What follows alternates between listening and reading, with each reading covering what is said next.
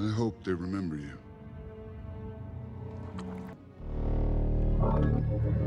Stop!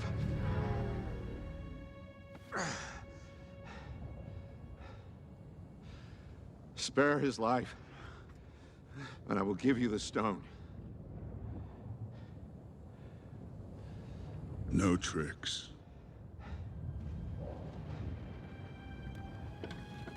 Don't.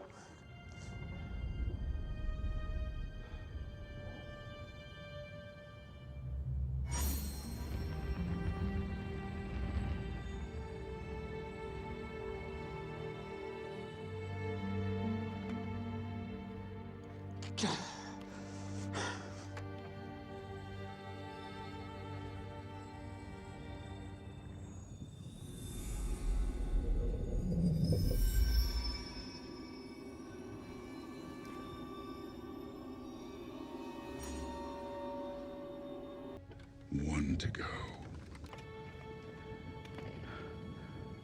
Why would you do that?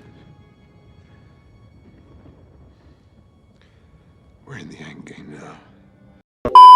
Hey everyone, it's the manga viewer, and today we'll be talking about what will happen in My Hero Academia chapter 323. So without further ado, let's get on. I want to remind you this is a spoiler video, so if you're not caught up with the manga, proceed with your own caution, you have been warned. And if you enjoy my content, feel free to join this channel or thumbs up this video, it really helps a lot. Alright, let's kick off. So, before I reach onto the theories and tell you what's going to happen, I want to point out a couple of really important details in this chapter that I think a lot of you haven't noticed. The first detail is actually in the first panel, where we see Deku is slowly passing out. But that's not the case. A lot of people have been asking why did Uraraka made an immediate release to her quirk. She could have made them float for a while and then made another person come to their rescue, or took some time until Momoyabe Rosa prepared some sort of a land or something. The reason for that is, in my opinion, I think she didn't want Deku to escape immediately, so she released her quirk so that the gravity of Ida's weight can fall down so he can bring Deku with him. So it's more of a strategy type of thing, which is honestly really nice and really smart of her. And we see Ida grabbing both Deku's arms and bringing him to him so that Deku doesn't fall from the immediate release, which is really nice and really caring for Ida, so that's really also a really nice detail. Another thing that I was surprised about is that how fast Kirishima was to reach Ida and Deku, and in his mind he was oh, I have to reach them, I have to not break, which is actually a callback to where he saw Gigantomachia in front of Ashido and the others, and he couldn't move an inch, so that's why he moved, and I think that's a really nice character development for him. Another nice detail that I saw in this chapter and I noticed is how all of Class 1A are coming towards Deku, Takoyami's holding Jiro and the tail guy, Froppy's holding Mineta, and I think Mineta's having the best time in his life right now. And Uraraka is just holding both of Shoji and the others, and Ashido is moving with her, Acid, and everyone is just having this nice character development in them, which is really nice. I think the part of this type of attack towards Deku actually shows how much Class 1A have matured, and I think the reason for why Horikoshi wanted to show this is that he wanted to show how mature and how strong Class 1A have become. Moving on to the next detail, and probably one of the most important details, and yes, it might be even more important than Bakugo confessing towards Deku. But here's the thing, if you look at Deku's eyes, and where the panel is showing Deku from his young to his middle school to his UA uniform, you can actually see an emptiness in his eye. This is actually a callback towards Shigaraki, where we actually see him in the past chapters in his young days where his eyes were empty and stuff like that. So I think part of the reason that Horikoshi wanted to do this and Class 1A wanted to save Deku because they didn't want him to end as Shigaraki. Now that doesn't mean he'd end up as a bad person, but end up alone in the dark without anyone reaching out to him, and then having the same mistake where All For One reach out and he makes him fall into the underground, which is a really nice detail that Horikoshi Sensei is adding. And the more Deku is growing in this panel, as we are seeing it, the more like we're seeing his eyes are coming back. So that's like really nice of Horikoshi to show. Like he was all alone and he was having this huge void that Class 1A and his friends managed to fill in. So that's like a really nice detail.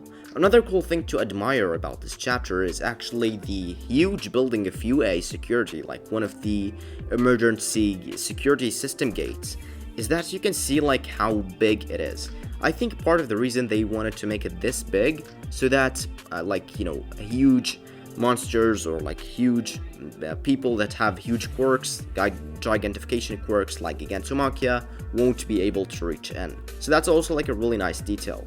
Another thing that we actually see in this chapter is actually a connection between the My Hero Academia manga and the My Hero Academia Vigilante manga. We actually see 13 talking about, here's actually the line that she says, the majority of holdouts are anti-heroes protesters who have formed vigilante corps, or violent pillagers simply riding the wave of escaped convicts, which is actually like really nice in this chapter. They actually like trying to show that all of the heroes, or like most of them, are becoming anti-heroes or like vigilantes. So I think when the My Hero Academia Vigilante manga reaches its end and its climax, and we see like the final chapter, we will be able to understand what's going on better. Alright, now that I've explained everything and every detail that I have noticed about this chapter, let's talk about the important theories in the next chapter. The first and the theory that I think not a lot of people have thought of is actually Uraraka will be the MVP in the next chapter, probably. Why is that? Well, we actually see her like telling Deku, it's okay, we won't let you go. Because when like the people are telling him to go and, leave, he was actually prepared to leave. Like we actually seeing him talking with 13, when 13 is talking, he's saying, well, that all is good and I'm glad that UA is doing all this security system, but I can't come back. And we actually like see his eyes and his determination that he actually doesn't want to go back. So I think that's a really nice detail. And Uraraka just doing this move and saying, no, it's okay, we won't leave you. She's obviously like knowing what's going on in Deku's mind right now, and she's prepared to, help him. So what's going to happen next is that Uraraka will be convincing all the people and all the crowd. She will be saying, do you know who have protected you all this time? Do you know how many people he have saved? She's gonna try to have a talk with those citizens, and that will be a really nice thing. So she will be trying to convince them and trying to tell them, no, Deku will not leave, he did this, he did that, and it will be important. She's gonna try to convince them in every single way, and I think that would be a really nice, monologue that she will be doing. Another cool thing that I actually thought about is Class 1A is actually, what if, Uraraka turned out to be the traitor, or the UA traitor just decided to reveal himself. Like, let's say if Aoyama, the invisible girl, turned out to be, the UA traitor. It might be actually. Like, there's a lot of theories that I can tell you about, and I think most of you know about, that Aoyama is the UA traitor, and a lot of people think that. A lot of people also think Kurashima is the UA traitor. A lot of people think that Denki Kaminari, and a lot of people think it's Uraraka. But I think, whoever it is, I think if it will be revealed in the next chapter, it will be really interesting, because we actually see Aoyama talking about the security system in UA, and she's saying she knows every single information about this gates and this security system. So if she decides to be, the UA traitor now, I think it will be like a really nice time to get revealed.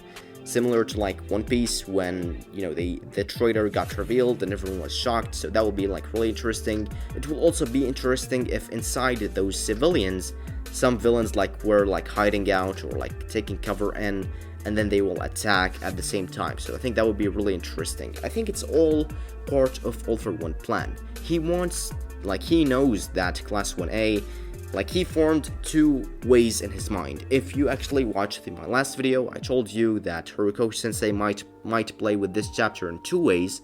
The first one is making Deku escape, and the second one that Class 1A will actually catch him. And I told you probably Horikoshi-sensei will go with a safe way, but that could also mean another thing, where we will see All for One looking at the whole situation and formed two ways in his mind. He was like, Deku can't form his strength anymore. He will go to UA, which will be the perfect time to strike the ultimate punch, where we actually attack all the civilians, we attack Deku, we like, kill all the heroes, for example, and, end this war or something.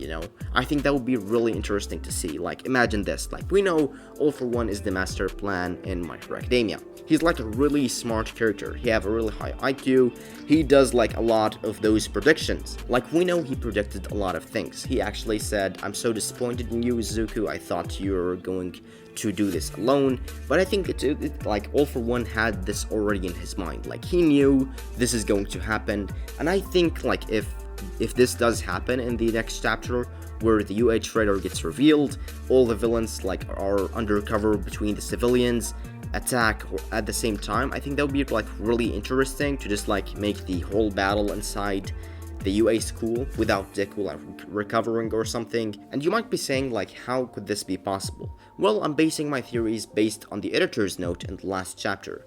He said something will happen after this, so I thought it will be like this. But let's say Horikoshi wants to play with the bet with like a safe side type of thing. He wants like everything to turn out okay. Let's say Uraraka convinces the people that Deku is alright. They take him like to the hospital, they heal his injuries, and they try to calm him down, make him rest a bit, and All Might and the other heroes arrive, and they start slowly to take out another plan and start saying, okay, we'll do this, we will do that, and that's how we're going to lure the villains in. So there's two ways to go with the next chapter and like the next chapters. Either it will turn out to be like an all-out battle where we are going to see like the UA Trader getting revealed, all the villains attack at the same time, and Deku like shocked by everything that's going on, or it will be like more of like the safe side type of thing.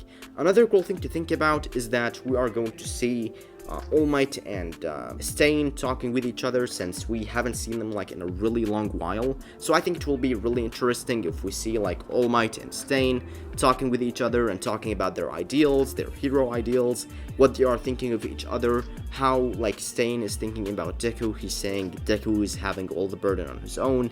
You have to stop him, All Might, or he's going to probably like talk about his backstory and his back life, where he's going to say, I think I understand Deku the most now. So that will be like really interesting.